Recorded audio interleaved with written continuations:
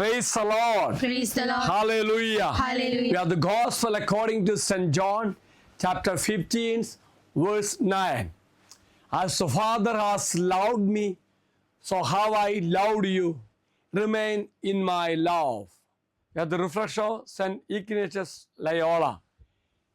This is what I want for you, above everything else, that you act out of your love for Jesus Christ and out of desire for His glory and salvation of souls that He redeemed at such a cost.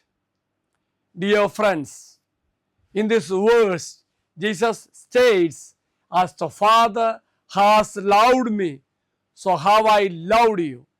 Remain in my love, emphasizing the depth of His love for His followers and urging them to stay connected to Him and His teaching. As the Father has loved me, this highlights the eternal and profound love that the Father has for the Son, Jesus. So have I loved you? Here, Jesus conveys that His love for His disciples is as deep and real as the Father's love for Him.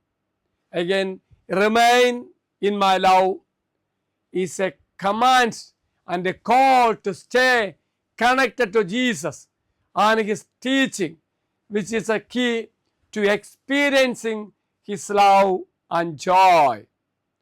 The importance of abiding in Jesus' love means staying connected to Jesus and His teaching is crucial for experiencing His love and for bearing fruit in one's life.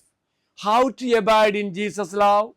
Jesus explains in the following verses that abiding in His love involves keeping His commandments and obeying His word. Then the joy of abiding in Jesus' love, that promises abiding in His love will lead to joy, and that His joy will be in His followers and their joy will be complete. So let us pray. Lord Jesus, help me to act always out of love for you and for the salvation of souls, that all that I think and do and say be the result of this twofold intention. The Lord be with you. And also with you. May Almighty God bless you, Father, Son, and the Holy Spirit. Amen. Have a great day to everybody. Thank you, Father.